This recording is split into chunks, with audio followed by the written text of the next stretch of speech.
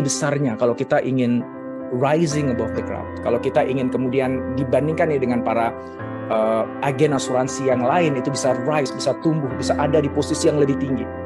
Ya. Dan akhirnya di posisi lebih tinggi itu kita mampu menaklukkan pasar-pasar baru. Yang sebagian orang bilang, karena nggak mungkin lah, susah lah kita menjual yang gitu, yang pasti-pasti aja deh gitu. Tapi kita tahu di situ tuh ada peluang potensi besar. Dan kita tahu itu nggak mudah untuk menaklukkannya, tapi begitu itu takluk, wah, kita akan menguasai market sisanya nanti. Nah, maka untuk sampai ke sana, untuk rising above the crowds tadi, kita perlu 3 ini. Pertama adalah noble purpose. Yang kedua adalah clever strategy, dan yang ketiga adalah powerful action. Noble purpose itu menjadi basis untuk semuanya. Nah, di atas noble purpose ini kita harus punya strategi yang cerdas, yang cerdik tepatnya. Bukan cuma cerdas, tapi cerdik. Dan kemudian harus ada aksi yang powerful. Nah, cepat.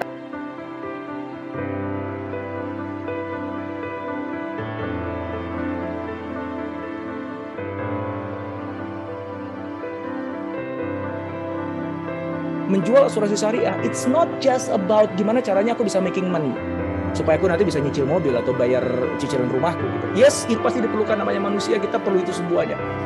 Tapi bukan itu yang utama. Ada sebuah purpose, tujuan yang lebih agung.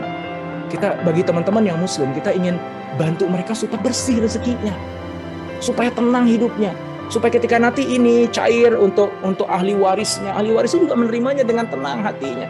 Supaya nanti nggak jadi pemberat ketika nanti akhirat nanti gitu. Dan itu kan kewajiban kita sebagai muslim untuk tolong menolong dalam kebaikan. Nah, itu.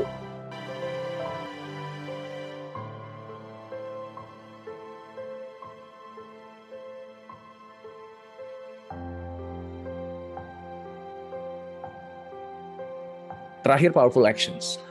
Jelas teman-teman semuanya, kalau saya ngelihat ini sebagai blue ocean, ini benar banget.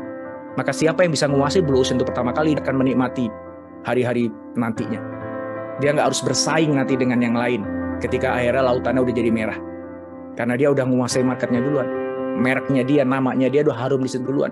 Dia udah punya trust, dia udah punya credibility duluan. Sementara yang lain masih cuap-cuap untuk mencari perhatian, orang udah datang ke Anda gitu. Tapi semua itu hanya bisa terwujud kalau kita lakukan powerful action. Naikin 72 kapal laut ke atas bukit dalam 1 malam bukan hal yang mudah, tapi bisa teman-teman. Dan saya yakin teman-teman semua pun juga pasti bisa melakukan.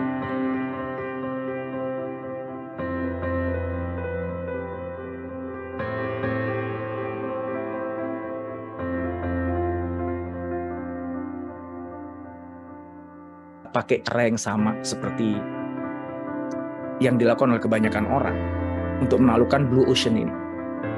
Anda harus ketemu cara yang lain. Dan salah satu cara yang paling mudah, yang paling kelihatan, karena itu it works on me. Orang yang jualan asuransi itu works on me.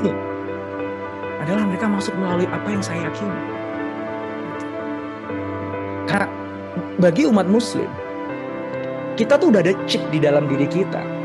Yang ketika diteriakkan takbir Allahu Akbar, itu pasti gemeteran. Itu pasti merinding. Walaupun mungkin karena kehidupannya dia dan lain sebagainya itu ketutup lah ya. Chip itu mungkin ketutup, ada tabir yang nutup gitu. Tapi lama-lama kita nggak bisa mengingkari bahwa itu pasti akan menggetarkan hati kita. Udah pasti itu. Ya. Dan itu tombol yang paling powerful. Tombol yang hanya bisa dimainkan oleh orang-orang yang meyakini juga gitu. Ya.